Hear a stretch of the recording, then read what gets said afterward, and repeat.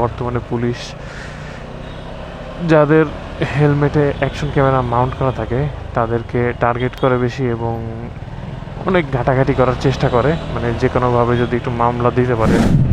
বর্তমানে ঢাকা শহরে আপনি যদি বাইক রাইড করতে চান, আপনাকে আগের চেয়ে আরও অনেক গুণ বেশি সতর্ক থাকতে হবে। বিশেষ করে আপনি যদি মোটো ব্লগিং করে থাকেন তাহলে তো আপনাকে অবশ্যই সতর্ক থাকতে হবে। তো আজকে সকালবেলা হয়েছে কি, যখন বাসা থেকে বেরোছি হঠাৎ করে আমার মনে পড়লো যে আমার ট্যাক্স টোকেনের মেয়াদটা উত্তীর্ণ হয়ে গেছে কিনা। তো এটা নিয়ে বেশ কিছুক্ষণ টেনশনে ছিলাম। তো হসপিটালে গেছি টেস্ট করাইতে। ওইখানে যে টেস্ট করানো শেষে আপনার ট্যাক্স টোকেনটা চেক দিলাম। তো তখন দেখলাম যে না, আগস্টের 15-16 তারিখ পর্যন্ত মেয়াদ আছে। পরে একটু রিল্যাক্স হলাম। তো এইভাবে আর কি, আপনি বাসা থেকে বের হওয়ার আগে আপনার কাগজপত্র ঠিক আছে কিনা এই জিনিসটা চেক দিয়ে সবসময় বের হবেন।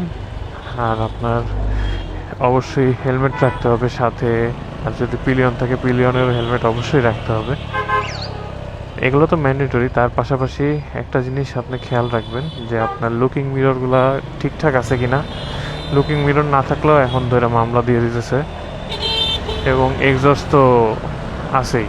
তারপরে আপনি যদি স্টিকার লাগান, গাড়ির কালার পরিবর্তন হয়ে যায় সেই স্টিকারের কারণে, এই একটা বিষয় আছে।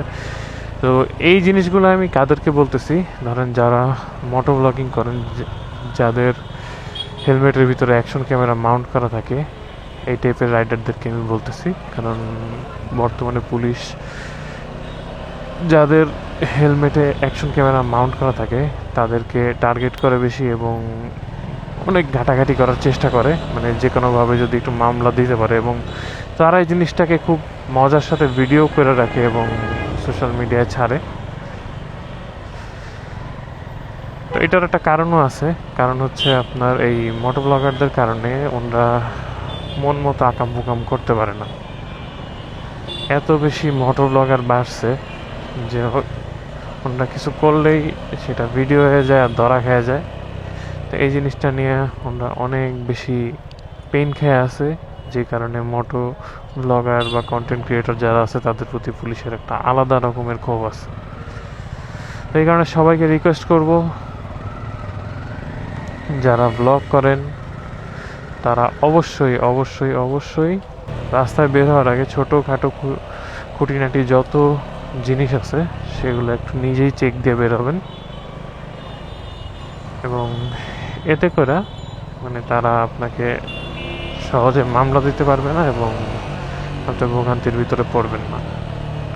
এখন আপনারা বলতে পারেন এই জিনিসটা তো আমরা সবাই কম বেশি জানি, অবশ্যই আপনারা জানেন, কিন্তু আমি আমার দিক থেকে সতর্ক করলাম কারণ আজকে হঠাৎ এই জিনিসটা মনে হলো যে আপনাদেরকে সতর্ক করা উচিত। তো আজকে এই পর্যন্তই। আবার খুব শীঘ্রই নতুন একটা ব্লগে নতুন কোনো একটা কাহিনী নিয়ে আপনাদের সামনে চলে আসবো। Till then, ride safely and obviously enjoy your riding. Game and Ride signing off. Allah Hafiz.